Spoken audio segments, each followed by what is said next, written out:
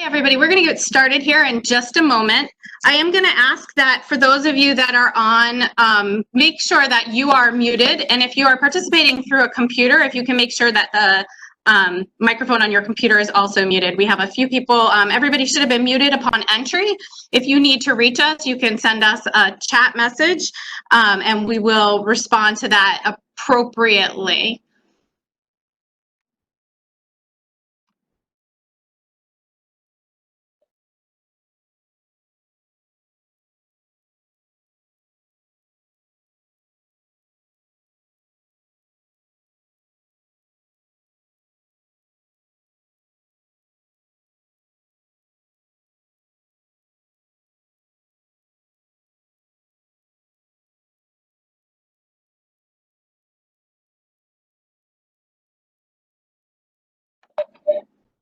All right, we're going to go ahead and get started.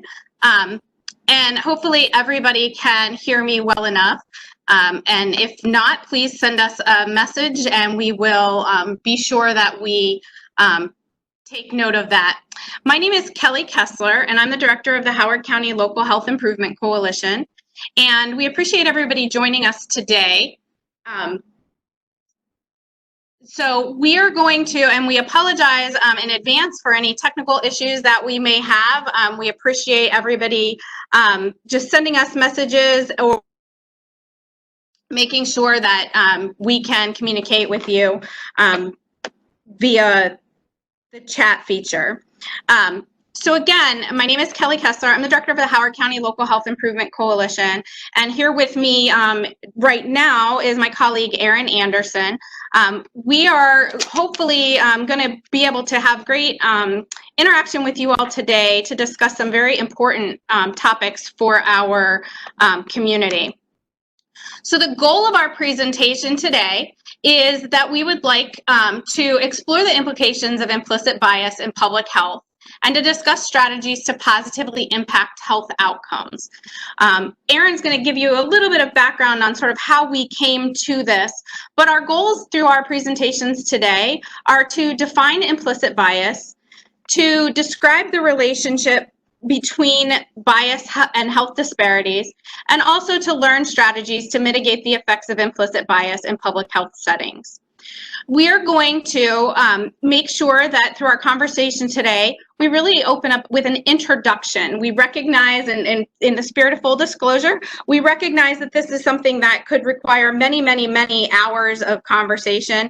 And we know that there are many, many, many presentations that could be done, but we really wanted to open this up as sort of an opportunity for us to start a conversation here in our community. So I'm going to turn it over to my colleague, Erin, and she's going to tell you a little bit more about what we're working towards today. Hi there, my name is Erin Anderson, and I'm a nurse here at the Howard County Health Department. It is my privilege to be the coordinator of our Fetal and Infant Mortality Review Team, or FEMR team. And we started this conversation with our FEMR team over the past year because we've had a lingering and unfortunately sometimes increasing disparity in our rate of infant loss in our Black and African American families when compared to our white families. And you can see on the screen some of the last 2 years data for both Howard County and for Maryland at large. The 2018 Maryland State Infant Mortality Report highlights an infant mortality rate for non-Hispanic Black infants that is more than double the rate for non-Hispanic white infants for Howard County. It's a little bit better when you look at Maryland at large, and that's something that's unsettling for us because we like to be doing at or above the curve. So we also have data, next slide, showing from the last couple of years that this disparity unfortunately persists when you control for educational level. So it does persist across educational level for our Black families, and you can see that in the second set of bars in each of those columns there.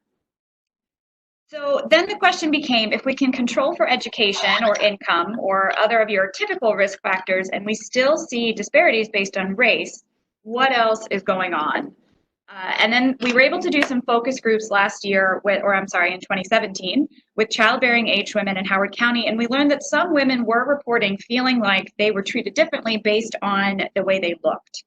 So that sparked a conversation about implicit or unconscious bias that we are continuing today. And we've had the pleasure of having one in-person presenter with our OBs a month ago or so. And we are continuing that conversation today with two different speakers who will lead us in the discussion. Our first speaker is Dr. Allison Jackson. She is the Division Chief of the Child and Adolescent Protection Center at Children's National Health System and holds the Washington Children's Foundation professorship in Child and Adolescent Protection. Also, she is an associate professor in the Department of Pediatrics at George Washington University. Dr. Jackson specializes in providing direct medical care to abused and neglected children, and she advocates for individual children within human services, law enforcement, and other areas of the metropolitan area, providing consultation to police, attorneys, social workers, and other healthcare professionals. She is a member of the American Academy of Pediatrics and the International Society for the Prevention of Child Abuse and Neglect. She has been a member of the Mayor's Advisory Committee on Abuse and Neglect and is currently the Children's National Team Supervisor for the District of Columbia's Multidisciplinary Team on Child Abuse and Neglect. She regularly gives trainings and presentations on the topic of childhood maltreatment, and she is with us today to talk about implicit bias in our community. So welcome, Dr. Jackson. We will give just a second while I unmute your line, and we will start with Dr. Jackson's presentation. Okay, Dr. Jackson, can you hear us? I can. Can you hear me? We can. All right. Well, we are going to turn it over to you. Okay, wonderful. And I'm just looking at the screen for the transition. I'm so thankful for the opportunity to present today as someone who is a resident of Howard County and a pediatrician. The topic of implicit bias and health disparities is something that's near and dear to my heart. And so I appreciate the opportunity to present today. We can move on. In the true sense of the word, can't do my own presentation without a learning objective of my own, which would be that I hope that those of you and those of us, because I continue to learn as we explore the subject, that have an increased knowledge of the impact of implicit bias in healthcare. And that in the process of doing that, we can reflect on our own sociocultural identities and those of others, which will allow us to have an enhanced ability to be culturally agile. And hopefully that you will be able to develop your own personal plan to increase cultural humility in your workplace, which is with respect to peers as well as patients. Moving on. I do have a couple of polls in this presentation, and so I would encourage you to send a text to the number 22333. And as you see on the screen, it has the code that you should enter. If you don't get it now, the instructions will come up on the corresponding slide so that you can participate in the poll, which is always a nice way to have audience participation, particularly when we're doing something virtually. And I will say this is my first virtual presentation, so please bear with me, and I look forward to your feedback. Moving on. I don't think that we can really talk about implicit bias until we talk about culture and what that means. And I think in our world, we think of culture and we think of, a slide or a petri dish. But obviously, culture is much more than that. And it's something that we each have, and there are so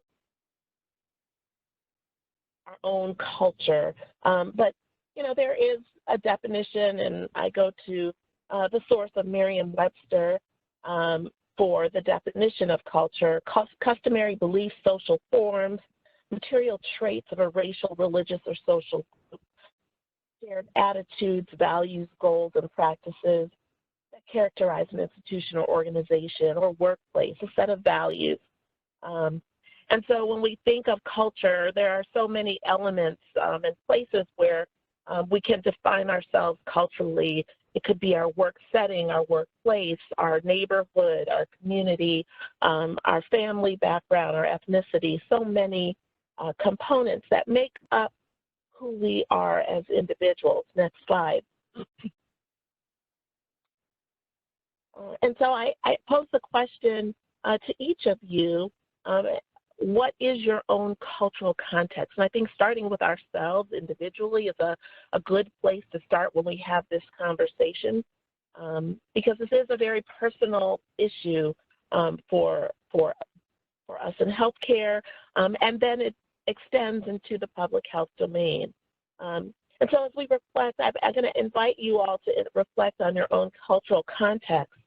And I don't have everything on this diagram here, but these are some of the things that are raised, the issues, the context that are raised in the healthcare setting: gender, gender identity and sexual orientation, race, ethnicity and nationality, faith or religion, age, generation are you in? We like to talk about the millennials or Generation X or the baby boomers. Professional workplace, are you working in a hospital setting, in an outpatient setting? Are you in the public health arena? Are you in the private sector? Do you have your own physical disabilities, or are you, kind of fully whole in your personal health and well-being? Next slide. So the instructions are here again. If you pull out your cell phones, if you could just kindly type in something about you that gives us a sense of your cultural context. It could be one word, it could be a couple of words, but I'm going to give you just a couple of moments to enter, and hopefully they'll appear on the screen as folks log in and enter.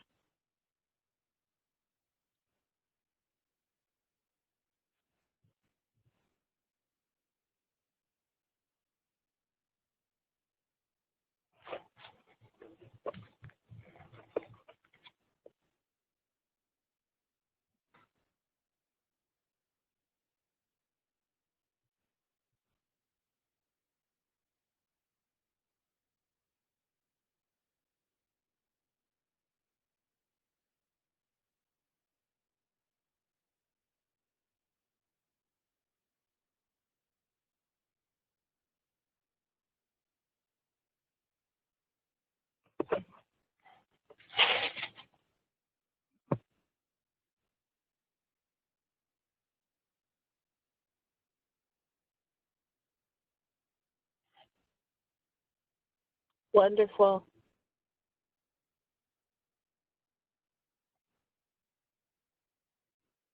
The visual of this is actually moving because it shows how diverse we truly are and can be,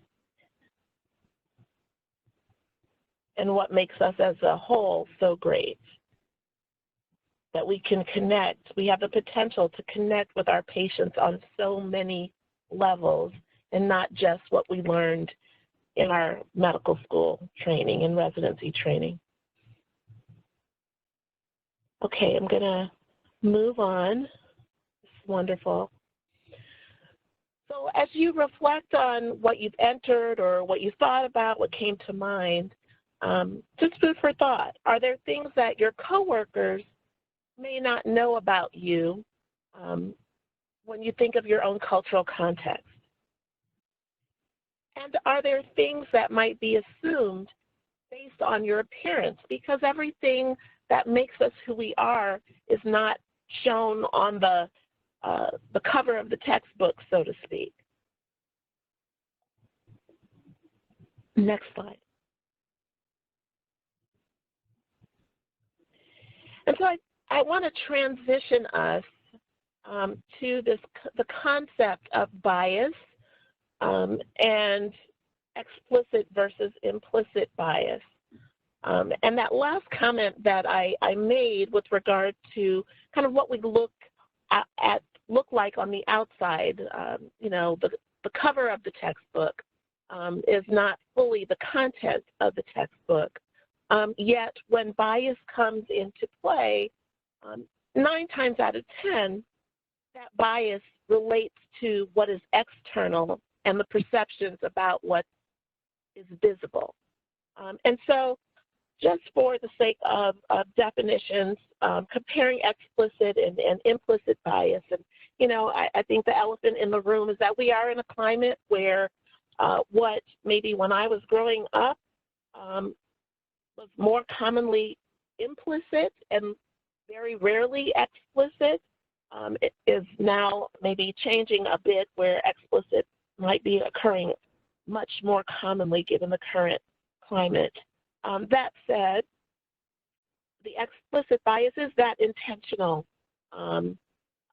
action, statement, way of treating someone based on perception stereotypes.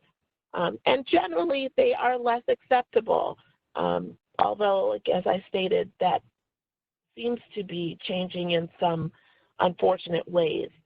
Implicit bias, however, are those very subtle, unintentional, subconscious thoughts, actions, or inactions, attitudes, and beliefs that are directed towards an individual, again, based on those external characteristics, but it is not something that an individual thinks that they are doing or thinks about doing, yet they do it.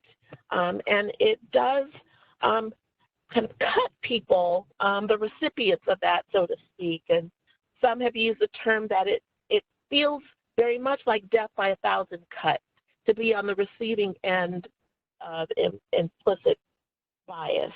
And it can range from action to inaction, the invisibility to the insensitive and derogatory statements. Moving on. So, you know, we like to think as a pediatrician of children as completely innocent, kind of a blank slate when they are born. And that is in many ways very true. And we'd like to think that implicit bias would only be manifested in grown folks. However, the origin of this starts very young, and so we're going to watch a portion of this video, which is from a CNN special, and so I just invite you to look and listen.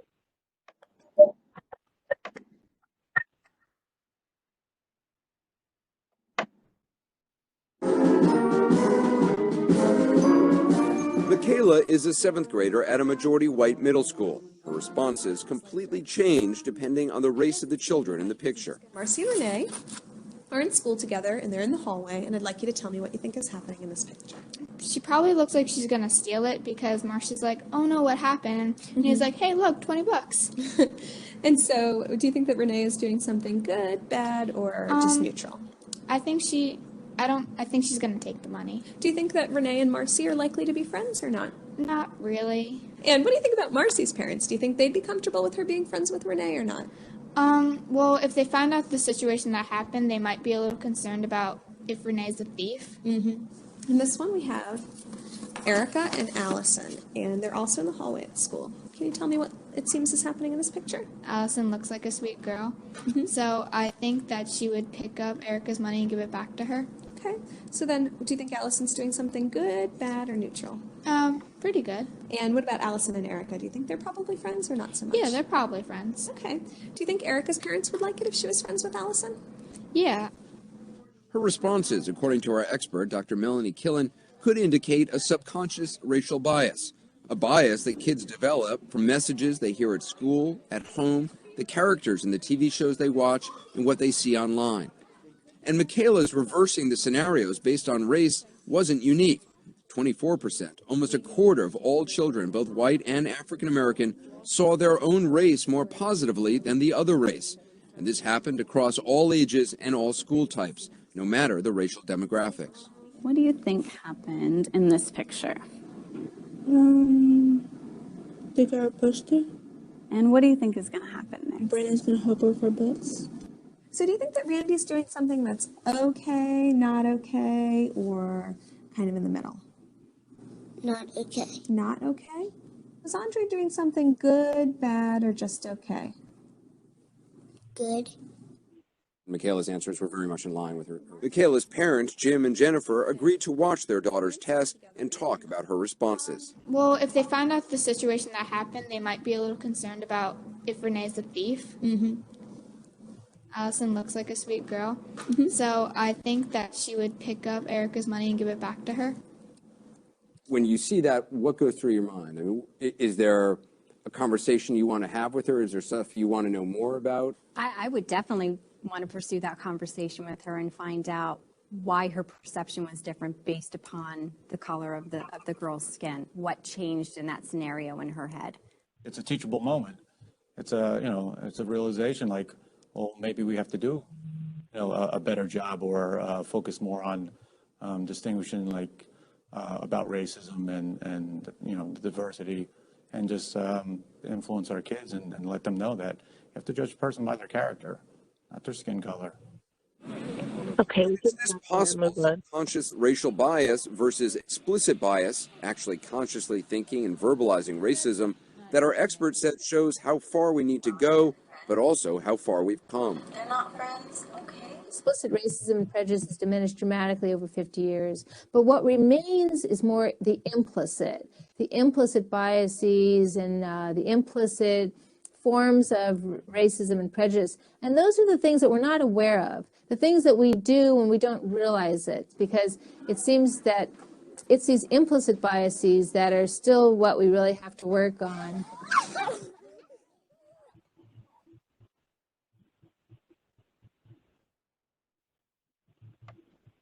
Great. And so I don't have this slide up here for anyone to actually read each and every line, but within the realm of implicit biases, something that we call microaggressions. And they can be statements or actions that may not be intended to be hurtful, but they are manifestations of implicit bias, and they have any one of those isms at the core. So, for example, saying, "Where are you from?" To someone who is Asian American or Latino American, presumptively saying, "Well, you're clearly not from here." And you made that assumption, that statement was made based on an assumption. That is just one example. Moving on. And there are a number of microaggressions that any individual can experience based on any characteristic that may be obvious on the outside. Moving on. I'd like to think that we could say that we are immune, or that there are individuals who are immune from implicit bias. And, full disclosure, I am an African-American female. And I will say that the first training that I was mandated to do at my institution, I really was a little resentful that I was mandated, thinking, okay, well, I'm an African-American woman. I know about this. I've lived this. I don't need a training. When in fact, it was quite revealing to me. And so none of us are immune from implicit bias. So hence, there's no need to feel defensive about it, but to learn from it. And I just want to share this video, again, showing a little bit about some of the origins of implicit bias. Ready, set, go. Our second major finding, even black children as a whole have some bias toward whiteness, but far less than white children. Show me the smart child. And why is she the smart child? Because she is white. Okay. Show me the dumb child. And why is she the dumb child? Because she plays. Well, show me the ugly child. And why is she the ugly child? Because she plays. Show me the good-looking child. And why is she the good-looking child? Because she's light skinned. And show me the skin color you believe most teachers think looks bad on a girl. I don't think they think it matters.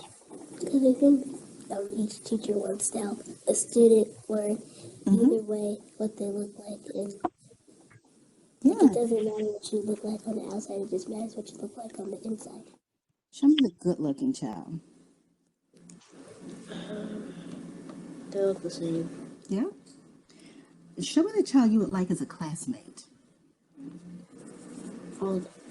You like all of them as classmates? Why do you say all of them? Because I don't really care what color they have. This 5-year-old girl gave some provocative answers during her test. I asked her about them later. How about you? Why do you want that skin color? Because it looks lighter than this kind, because this looks a lot like that one. Mm-hmm. And I just don't like the way brown looks, because the way brown looks really nasty for some reason, but I don't know what reason. That's all. So you think it looks nasty? Well, not really, but sometimes. Sometimes. And Brielle, they asked what color adults don't like. Do you remember what you said? Which one? That's right. That's what you said. Why do you think adults don't like that color? Dark. Dark. And adults, you think adults don't like dark? Well, maybe some adults do, but maybe some of them don't. The questions that got overwhelmingly white biased answers? Show me the one you think most children would think looks bad on a boy. More than 70% of the older black children chose the darkest skin tones. Show me the child who has a skin color most children don't like. More than 61% of the younger black children chose the 2 darkest shades. Show me the ugly child. More than 57% of the younger black kids chose the 2 darkest shades. Dr. Spencer says the research shows the bias toward white is still very much part of our culture. All kids are exposed to these stereotypes, but what's really significant here is that white children are learning or maintaining those stereotypes much more strongly than the African American children. And that is our third finding, the finding that interested Dr. Spencer the most, that overall younger and older children keep the same patterns stereotyping. In other words, their ideas change little from. Okay. So you get the gist. Implicit bias is something that is ingrained at an early age. It is something that persists into adulthood.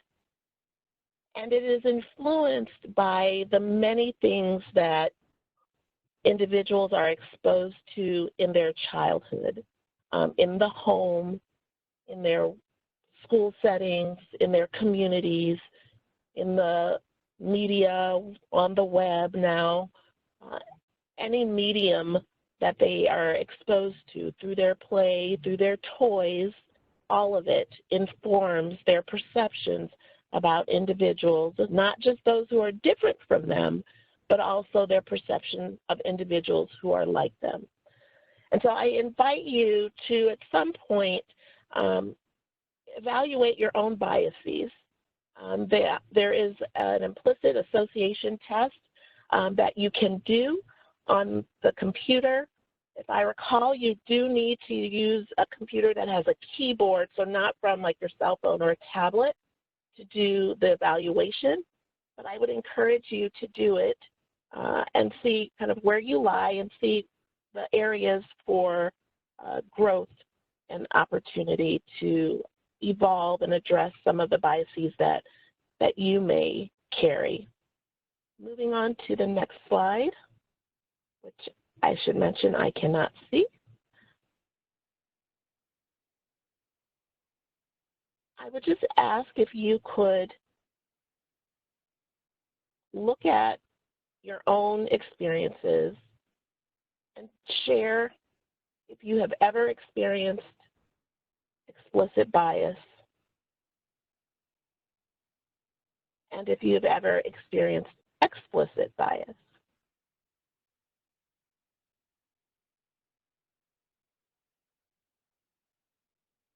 Wow.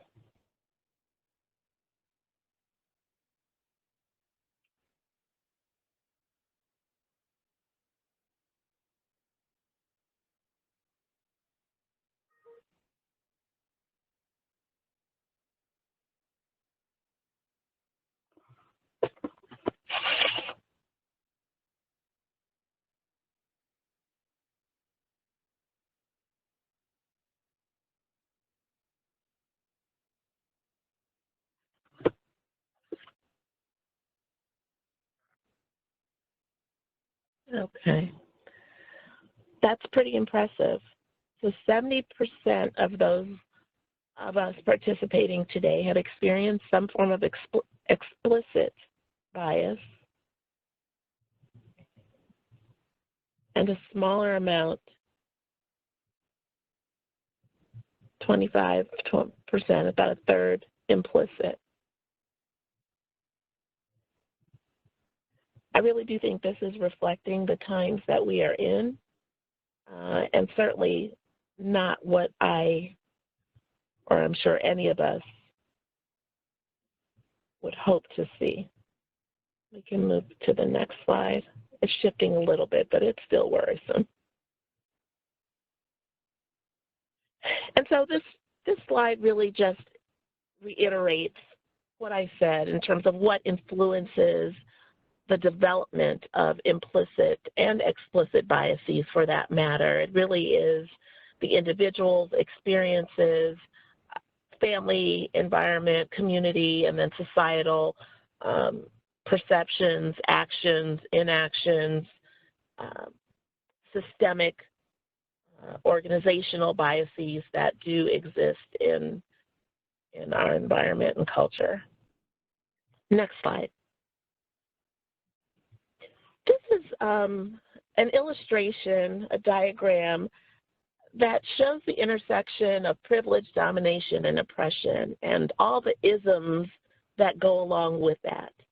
And so you see where there are those features that are the dominant features, which are on the kind of outside of this window, or this wheel, I should say, and all of the isms that go with it. All of the isms that go with it.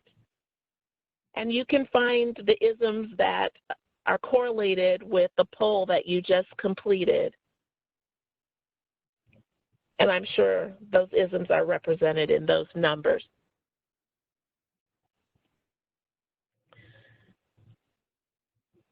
In a systemic way, moving on to the next slide, in a systemic way, we have equality, equity, and then the removal of systemic barriers as a means to level the playing fields when we think about who's dominant and who's not, who's privileged and who is underprivileged and vulnerable.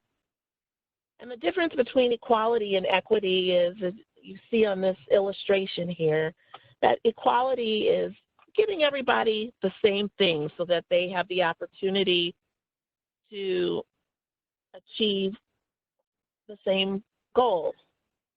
But given the same boxes, you can see that they actually don't necessarily have that opportunity because someone is still unable to see over the fence. Equity is meaning that you adjust for the inequities, you adjust for the barriers that have been placed so that everyone does, in fact, have the capacity to reach the goal.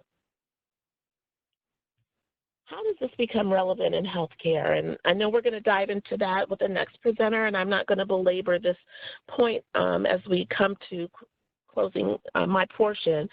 But it is a very relevant thing, even in pediatric medicine, and not just as it pertains to infant mortality and obstetrics and gynecology.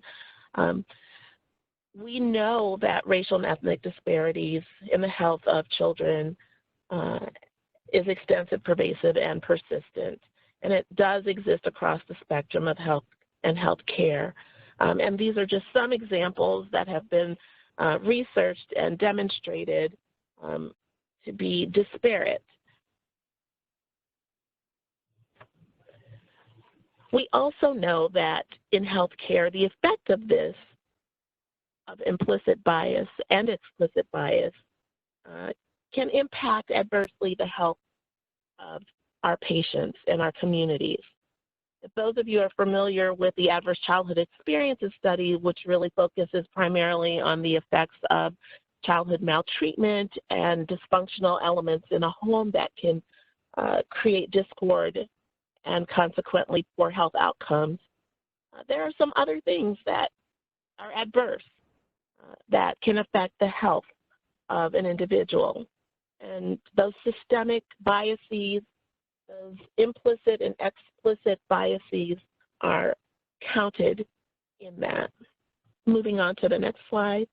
I have to give a shout out to Jackie Dugay, as well as Maria Trent and Danielle Dooley, all pediatricians, I have to say, who published in Pediatrics this policy statement on the impact of racism on child and adolescent health, because we know that it does affect the health of children and ultimately the health of adults who, if they survive childhood, will become the patients of all of us in some way.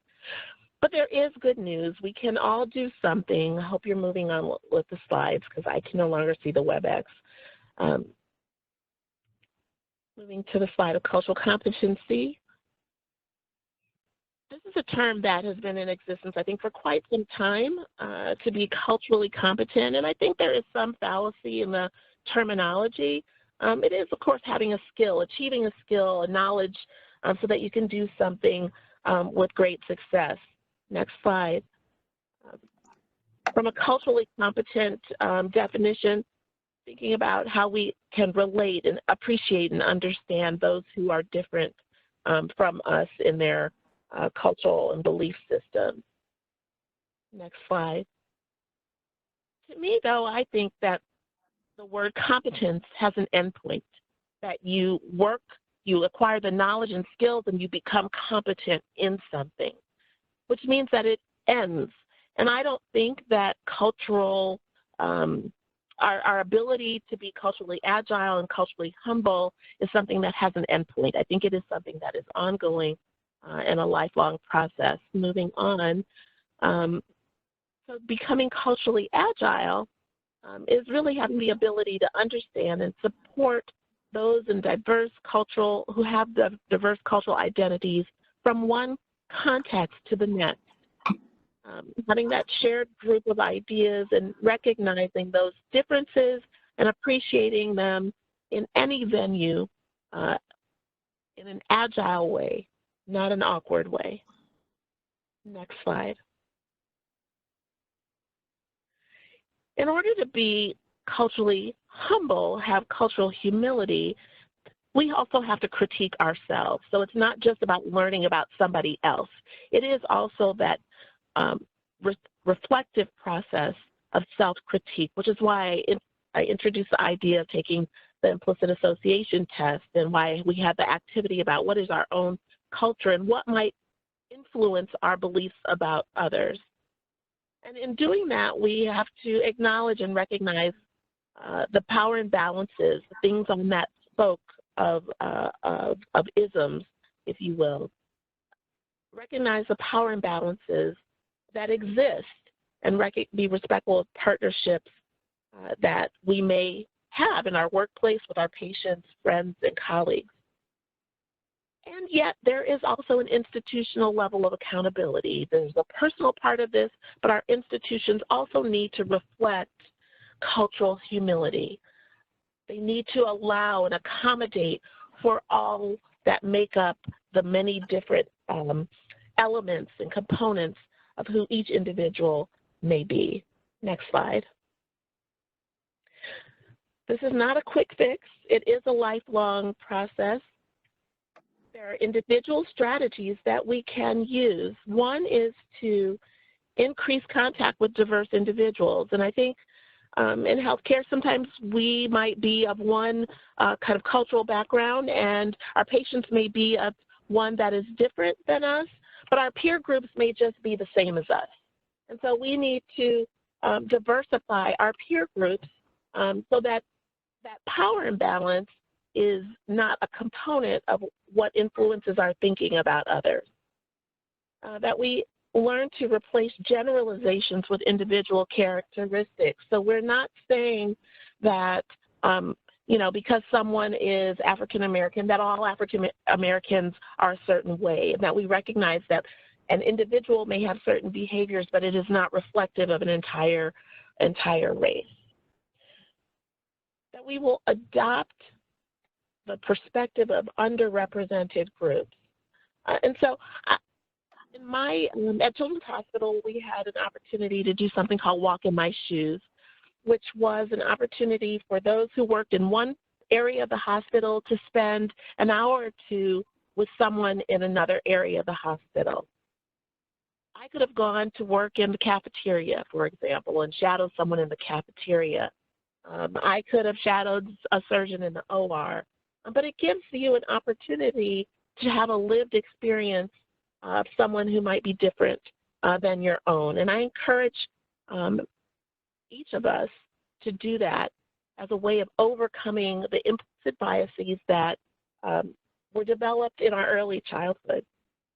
And then being aware of our own culture and that of others is all a part of the strategic approach to overcoming implicit and explicit biases and a way of achieving cultural humility. This might seem very overwhelming, and I would just encourage you to make one change, something that you may habitually do, something that you may habitually say. Pick that one thing to work on. And recognize that if someone comes to you, approaches you, if you've said something or done something that may be perceived as offensive to someone else, that you recognize that there is a difference between your intent and the impact it has on someone else. And you can have a conversation. If you identify people in your peer group, an individual in your workspace that has something different about them that you want to learn more about, this is supposed to be a kind of a safe thing that you pick someone that you're safe to do this with, where you could have that conversation about the impact of maybe something you've said or done, to get constructive feedback, but in a way that is respectful and that you receive it with humility. You seek to learn and you analyze, and you just continue to do that. Last slide. We cannot predict who walks in our doors as our patients, but we can equip ourselves. We can plan how we respond to them in a respectful, culturally humble way, overcoming the biases that we all are unfortunately are tainted with. Next slide. There are some tools that you can access online.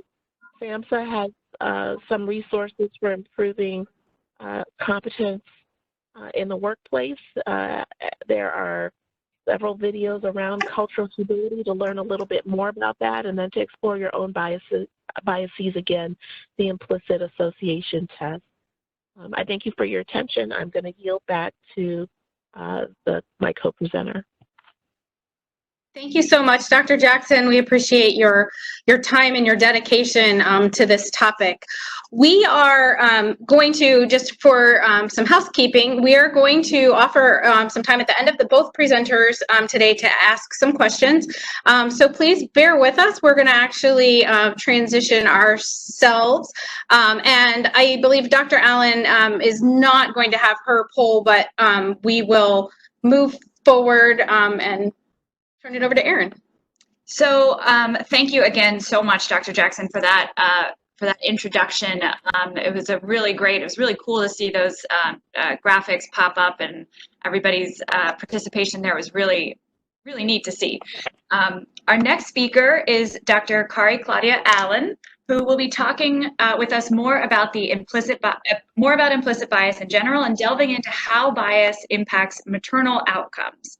Our conversation started with infant disparities, and we know that maternal outcomes and infant disparities often go hand in hand, with poor outcomes for both of those groups having some of the same root causes. We know that healthy moms have a better chance of making healthy babies. And a lot of the things that make a mom unhealthy make a baby unhealthy too. So I would like to introduce our next speaker. Dr. Allen is a board-certified family medicine physician, motivational coach, and legislative advocate for women's health issues and maternal mortality. She currently serves as faculty and assistant program director at the University of South Carolina Family Medicine Residency Program in Columbia, South Carolina. She's a member of the Delta Sigma Theta sorority and in her free time teaches meditation and mindfulness. Her favorite quote is, "I've learned that people will forget what you said, people will forget what you did, but people will never forget how you made them feel." And that's from Maya Angelou. I think that's really goes right along with our presentation. So just bear with us one moment while we change presenters. Actually, have we already done that? I have. Dr. Allen, can you hear us okay? Yes. Can everyone hear me? We can hear you here. Thank We're you so good much. to go. Thank you so much. Go ahead. Awesome. Thank you. So I am honored as well to be shedding light on something that is starting to gain more traction nationally. So we're having the conversations, but it's always good to continue to delve into how we can do better in the realm of bias, prejudice, racism in medicine, and specifically my area of interest being maternal care, maternal infant care, and maternal mortality. So I also have learning objectives because I am a professor, so we always come with objectives, but you can just glance at these because I will delve into all of them individually. So I wanted to start with a conversation that I had with a friend here at my job. So she and I work closely together. We've delivered babies together and have had some really vulnerable conversations with one another. When she found out I was doing this talk, she offered me a perspective about an experience that she had. And so as Dr. Jackson said, you know, she was going to these implicit bias talks and thinking, I don't need this. And it's very similar to the conversation that a friend and I had. So she was telling me that she works for a nonprofit organization that gives women LARCs, which is long-acting reversible contraception, at no cost to any patient that delivers in the hospital. So she's been an L&D nurse for 8 years, but recently transitioned into this role and was excited about it because she gets to go to every woman's room who delivers a baby prior to discharge and talk to each of them about their contraception choices and the next step for if they receive birth control. So she was excited because a part of the new role was going to ACOG, going to APCO, and all these conferences, and originally thought, I'm going to be getting hormonal contraception lessons, biology based. I'm going to know everything I ever wanted to know about birth control, and found herself sitting in conversations like these where people were talking a lot about coercion, about implicit bias in contraceptive counseling, and even specifically talking about LARC use. And so originally she was saying that she got defensive, that, you know, I don't need this. Why are they talking to me about this? I don't see color. I see everybody the same. I counsel everyone the same. And kind of felt attacked. And that's not an uncommon feeling when we have these types of discussions. But then she said something unexpected happened. So after she had gotten back from an ACOG talk, she walked into a room of an African-American mom, a single mom, 6 kids in her 30s, who said she didn't want any form of birth control. So my friend starts telling her, well, you know, you may want something because you have 6 kids. And she's like, well, you know, the father of the baby is in prison. I know I'm not going to be having any intercourse. I don't need anything. So after she declined several times, she said, well, I'll just take birth control pills. I've used them in the past. They work well for me. And my friend, the nurse, says, well, maybe that didn't work for you if you have 6 kids. You know, what if you forget a pill? I really think you should get a LARC. It'll be free. And then she said she spent about 45 minutes having that conversation until she eventually gave up because the patient didn't want anything. So then she walks into the room of a white lady who was there with her husband. And because I'm a super huge Amy Schumer fan, I just in my head pictured Amy Schumer being the patient she was talking to while she was telling me this story. But it was a young lady who was an English professor at the university, in her 30s, just had her first baby. And so my friend walks in like she does with everyone and says, "Hey, what do you want for birth control? Have you thought about it?" And she said, "Oh, I'm going to just use the pill. I've used it in the past. I really like it. It works well for me." And my friend says, "Okay, great, no problem. Have a great day. Congratulations on your baby." And as she's walking to the door, the young lady then says, "You're not putting that IUD in my arm." And the nurse turns around and says, "Wait, IUDs don't go in the arm. That's an Nexplanon."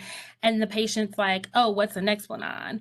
And then she came to me and we were having this conversation because she realized that she spent 45 minutes counseling one lady because she had 6 kids, because she was unmarried, because she was Black, and gave the other young lady who wanted the same birth control for the same reasons the benefit of the doubt that she knew all her options and that she knew exactly what she wanted, and almost missed an opportunity to educate that young lady on birth control.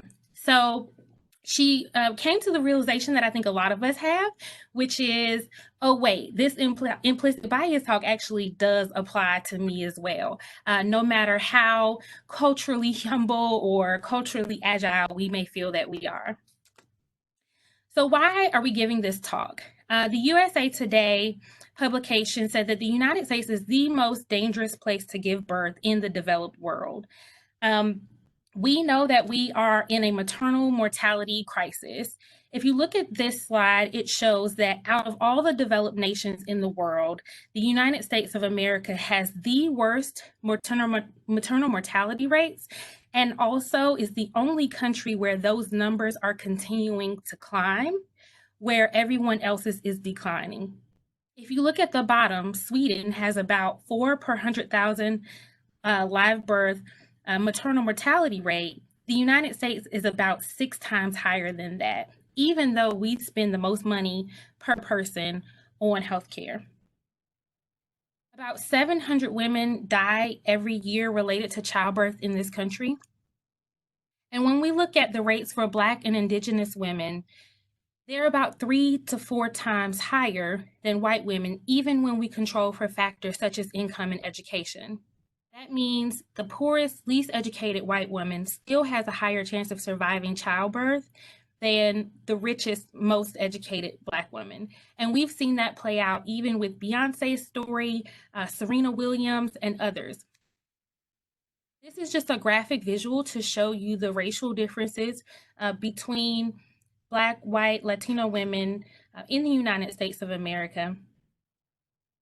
And the CDC has been looking at the maternal mortality review committees and determined that 3 out of 5 of these deaths were preventable. So that's why we're having these conversations, because we found that over half of the deaths that have been caused related to pregnancy did not have to happen, and a lot of times happen because of bias, whether it's implicit or explicit, or something that we just missed. So why are you tuned into this webinar today? I believe you're here because you know we have a problem and you want to figure out what we're going to do next. And the women that are here on this slide are change makers. They had the courage to do things differently, and I believe that you all do too. And that's what it's going to take for us to move the needle on this issue. So what's the big goal? I don't know if you all have heard of the BHAG, but what is your big, hairy, audacious goal? We have to have a place where we're going in order to realize how we start to get there. So I give us two really big, audacious goals. One of them is birth equity. This is described as the assurance of the conditions of optimal births for all people with a willingness to address racial and social inequities in a sustained effort. The sustained effort part is very, very crucial because we know we're not going to accomplish this overnight. The next really big goal here is going to be reproductive justice. So this is defined as the human right to maintain personal bodily autonomy, to have children, to not have children, and to parent the children we have in safe and sustainable communities. So this means that women get to maintain their dignity, their autonomy throughout the process of having children and giving birth, or they get to not have children and be supported in either decision.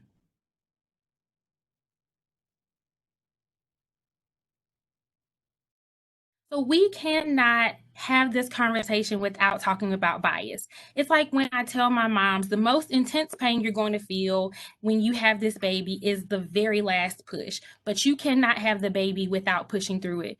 We can't reach our big goals for giving optimal births and safe births without pushing through our own bias. So we've seen Dr. Jackson talk about implicit bias. I just wanted to reiterate it that it's not only the unconscious activation of prejudice notions that we all have, but that it also influences our judgment and decision making, especially under stress. Dr. Patricia Devine initially coined this term, implicit bias, now called unconscious bias. And she has something called the Prejudice Lab that's done many, many social experiments around this issue. One of the things they found is that even if people don't actually believe the racist stereotypes are true, once they've absorbed them into their subconscious, they can actually influence their behavior without them knowing it. So if you look at the picture I chose, the educational longitudinal study of 2002 for 12th graders and 10th graders actually showed that teachers, especially math teachers, were more likely to anticipate that their Asian students were better in math than any other group of students. And therefore, if an Asian or white student was struggling in academics or behavioral issues, they were actually less likely to respond to that. However, if you went individually to that teacher and said, "Do you believe that all Asians are better at math than anyone?" almost all of them would say no. So what are the common types of bias? I chose Heidi Klum because I'm a huge Project Runway fan, and I know we have some other folks here on this webinar that are as well. But just look at her and that beautiful bump she's carrying on the red carpet, dressed probably in some Fendi, and think about the types of biases that are activated just by looking at her picture. We have affinity bias because we have an affinity for celebrities. We have beauty bias because she's a supermodel. We have similarity bias because many of us think of ourselves as supermodels as well. And we probably have some halo bias, meaning there's nothing she can do wrong. So all of these are positive biases, but they're still biases nonetheless, and they will depict how we interact with this particular person. So how does bias show up in obstetrics? This next slide is pretty provocative, so put your seatbelts on.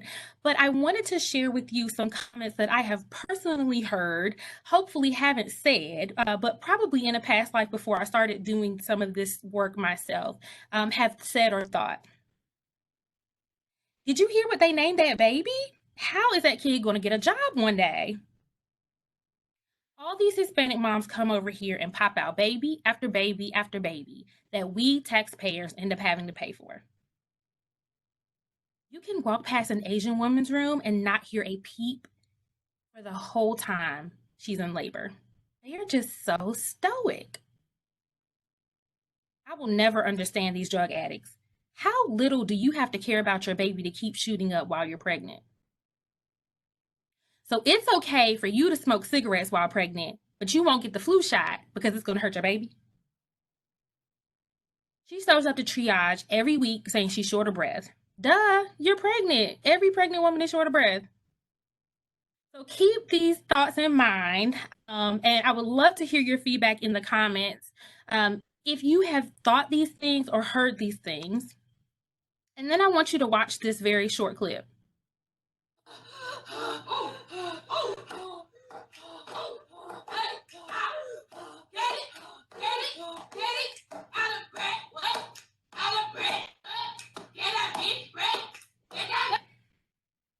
I don't know if any of you have seen this clip before, but it went viral. The lady there on the TikTok is actually a real nurse, and she was imitating what happens when her patients come in saying they're short of breath. Well, Twitter had a lot to say about this. So, is this why Black women keep dying? This same attitude is exactly how Black women go into labor and delivery and don't come out.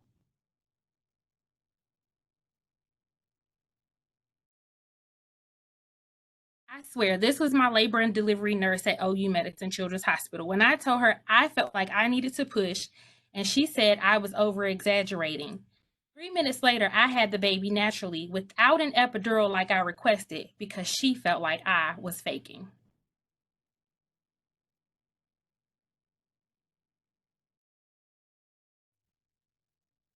This is disgusting. Black women in particular die because we're accused of faking it and our pain levels and expressed symptoms are not taken seriously. I hope you never treat another patient ever. The crazy but not surprising thing is the original poster is completely unapologetic and tone deaf to the Black people pointing out her ignorance. I hope she loses her job.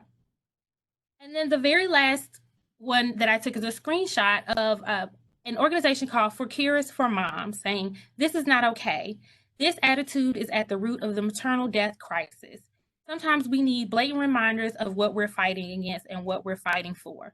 Our pain is not a joke and our suffering is not a punchline."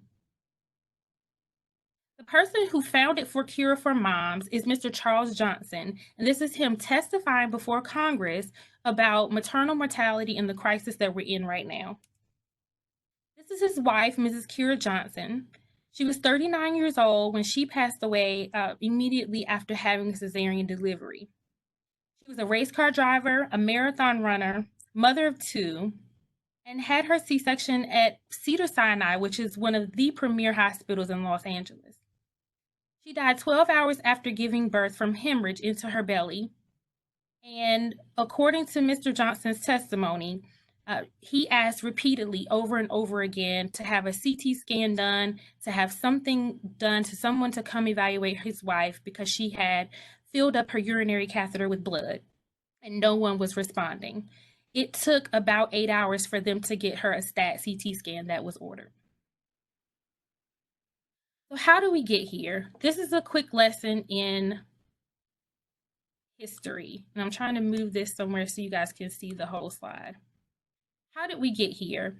We know that Black women's bodies were used as the vessels for slavery in the United States of America.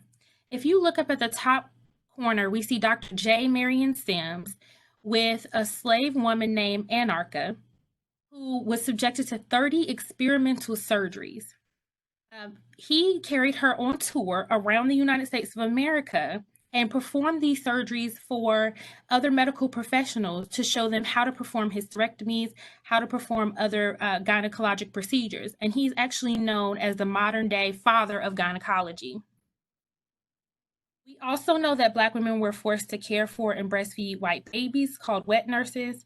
And there's a long history of eugenics and systemic manipulation of the Black family planning.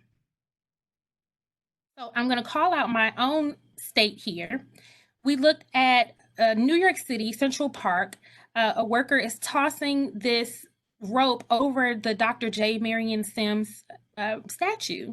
And that was removed in 2018 after protests because we know that even though he is the father of gynecology, how he experimented on slaves to get his information. Meanwhile, a bust of this same Dr. Marion Sims rests at the South Carolina State House and has not been removed. So is there something we can do? Absolutely. What can we start doing today? Now, I have my Project Runway fans. I hope I also have some Downton Abbey fans who can relate to the grandmother saying that I am never wrong. And I will say that I have said that myself. I will admit it. But the first step is that we have to realize we've all gotten it wrong at some point. The next thing we have to do is listen to our patients. When we've had focus groups around the country for women who've had less than ideal experiences, they all say the same thing. My doctor did not listen to me when I told him the symptoms that I was having. We also have to have crucial conversations. So there's actually a book to help you called Crucial Conversations. These are the conversations that don't feel good, that don't make us necessarily excited, but that are necessary to really face some of the things that we're talking about. We have to ask hard questions, and we have to allow ourselves to feel whatever we feel. The first time I realized that my bias may have caused harm or negligence in a clinical scenario, I felt shocked I felt grief. I was sad. I think that most providers think that when a woman walks into the hospital doors that we are a silo, a safe haven where the rest of the world doesn't reach because we treat everyone the same and everyone gets the standard of care. And so when we realize that that might not be true, I do believe there's a grieving process that we go through. But we can commit to personal and institutional change and then be gracious with ourselves and one another as that change occurs. This is a patient who said, anytime I would ask a question, I was told that it was normal. She survived to tell her story, but she was diagnosed with severe preeclampsia that led to HELP syndrome and DIC that probably could have been prevented if her symptoms had been taken seriously. So how do we mitigate implicit bias in clinical practice? First, we have to check in with self.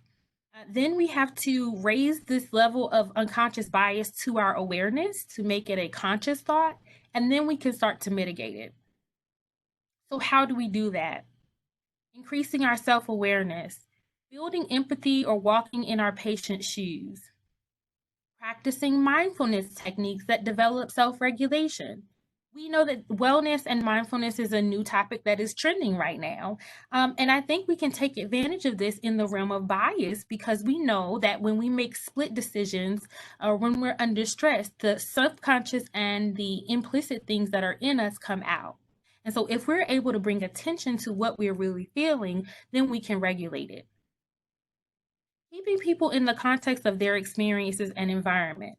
So, for example, instead of saying a patient has scant prenatal care, remembering that maybe she did not have transportation or that she lives in a rural area and it takes 2 hours to get to each appointment, and maybe that was just too much for her. Individualizing instead of generalizing, resisting the temptation to other, and avoiding easy labeling. We can also think of counter stereotypical examples. So we know most of the stereotypes, but I think if we think hard enough, a lot of us know great people that defy those stereotypes. And we can focus on allowing that to be the prevailing narrative. We can also increase our opportunity for exposure to biases. For my physicians on the webinar, when is the last time you went and sat and had lunch in the nurses' station with the nurses? We can foster a culture of accountability. This is going to require vulnerability and it's going to require trust. But you have to be able to get to the place where we say, hey, if you see something, say something. If you see me acting in a way that does not correspond with what my values are, please let me know. And then incorporating bias discussion into clinical debriefs. When is the last time we had a shoulder dystocia or a patient who had a bad outcome with preeclampsia, and we actually talked about bias at the debrief where we bring in the nurses and the residents and the social workers and everyone? Do you have the bias discussions in real-time clinical scenarios? And then thinking critically about information being presented, even when it comes to resources or institutions we trust. A lot of the times the information we get does come from close sources to us, but it may not always be the right answer. So I want you to take a look at this slide. And I want you to be honest about what you see here. What are the words that are coming up for you for this particular person? Looks like they're in a bathroom. There's a syringe, spoon, a knife. Do you automatically think of the word addict, criminal, drugs? Or do you think that maybe this person has substance use disorder? They have dependency. They've become tolerant. Depending on the words that you use, which are very important, this person may be closer or further away from getting the support that they need, the recovery, the resources. And maybe your language, your bias, and the way you think about this person in this scenario or in clinical scenarios that are similar to this is either the bridge to getting that person what they need or the barrier that's keeping them away from it. So I bring up my last fave. Her name is Brene Brown, and she is a ground theorist who does research in courage, vulnerability, and shame. I'm going to give you a quick snippet from her TED Talk about vulnerability. And the reason why I think this is really important to have in this discussion is because we cannot reach a place where we achieve the birth equity or where we achieve our reproductive justice framework, where we achieve optimal births for women, if we don't reach a place that's vulnerable enough to say, I don't have all the tools, I have to be teachable. How do we move to the next step together? How do we say to our administrators of our hospital, we have to do something differently? We need some implicit bias training. How do we start to look at our patients who have birth plans and bring in doulas and see them as a team and see us all on the same side? It takes a lot of courage to do that. So I'm going to let her tell you in her own words what she's seen in her research.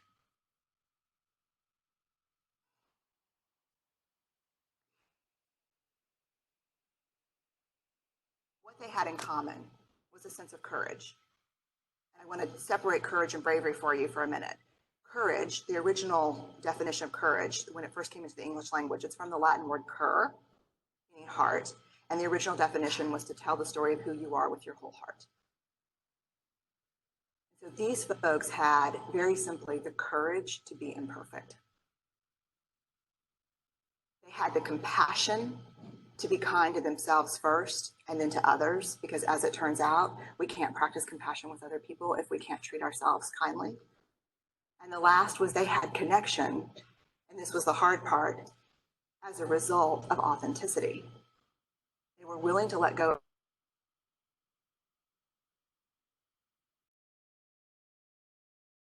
We do that for connection.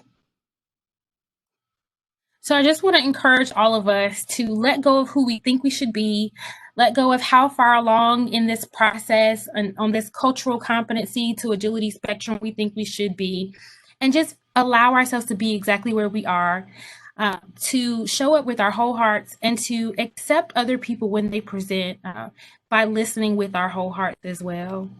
And so the last slide is going to be my reference slide. And you all are free to visit these websites and take the tests and the quizzes and look up some of the original research that we have on this topic. And I do want to say that this work that I do and the talk that I've given today is in memory and in honor of Kira Johnson and other moms like her who did not have to die. And I know that her husband has told me personally himself that he is grateful that we're doing this work so that every mom that walks in the hospital can leave healthily with a healthy baby. So thank you all for your attention today.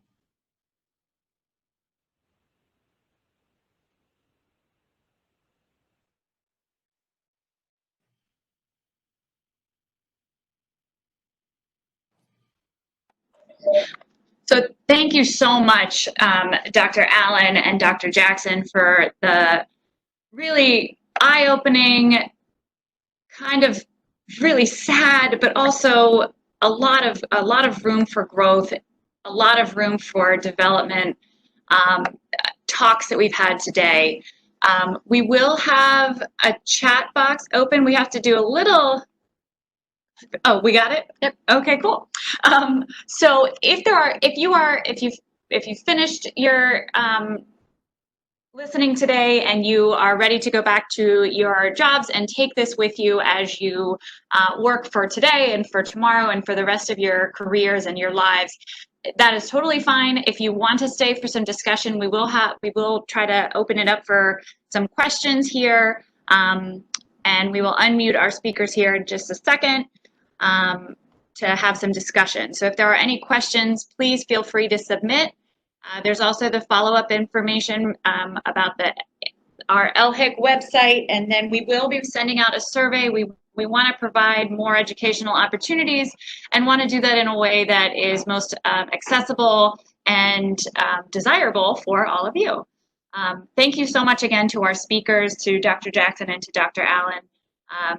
To me, this is really, every time I get to participate in these conversations, I feel like I grow and I feel like I'm challenging myself a little more. So, and I hope that all of you feel the same. So we will see if we have any questions come up. This is Kelly. I want to add, I know was very exciting, a broad section of folks from not just here in Howard County, but across our state. And I know that in a lot of the work that we all do, we touch these issues in a variety of ways.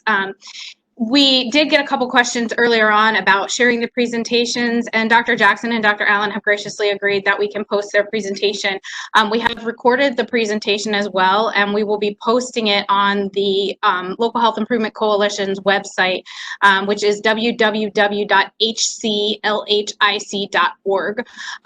You can also feel free to submit questions after you've had some time to process and think about the information, and we'll be happy to share anything with you. Dr. Allen and Dr. Jackson, you're both unmuted. Do you have any parting words that you'd like to share with folks? We haven't received any questions, but I'm sure that this is a lot of information for folks to take in. So.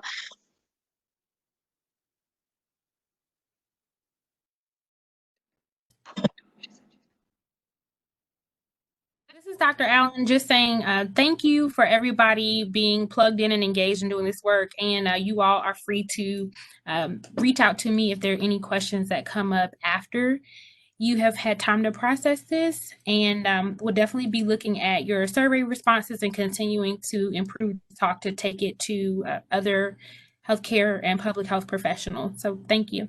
Absolutely. And thank you all so very much. We've kind of adopted a philosophy or sort of a mantra, and I will say that I've borrowed it to a degree from colleagues. I was in a meeting and we were discussing some challenging topics, and sort of instead of kind of ignoring the elephant in the room, we had made an agreement that we were going to intentionally make our space a place where we could try to grow fearlessly in our ability and our own understanding along our own personal spectrum of understanding and experiences. And so I would challenge all of us on the call today and on the webinar today to think about ways and spaces in both our personal and our professional lives that we can do that. We did have one question in terms of information being available for sharing the contact information for our presenters. So I'm sure we will be able to do that. I have a feeling, Dr. Allen and Dr. Jackson, you may be having some folks reach out to you. We do look forward to opportunities to present and to share this additionally, both in our own Local Health Improvement Coalition, through our work with the Child Fatality Review and the Fetal and Infant Mortality Review process. And I know that many of you on the call today work in your own communities in those same regards, and we'd be happy to connect with you and sort of share some lessons learned, and certainly our speaker information we'd be happy to share with you. So seeing no additional questions, we're going to go ahead and end our meeting for today. And Dr. Jackson and Dr. Allen, we thank you both very much. I would like to thank my colleagues here at the Health Department for their support. And I do believe that Dr. Dujay may have been on the call as well, who is one of the co-authors of the statement. So we'd like to thank her for her leadership as well. Everybody enjoy the rest of your Tuesday and have a wonderful afternoon. Go out and do good things. Take care.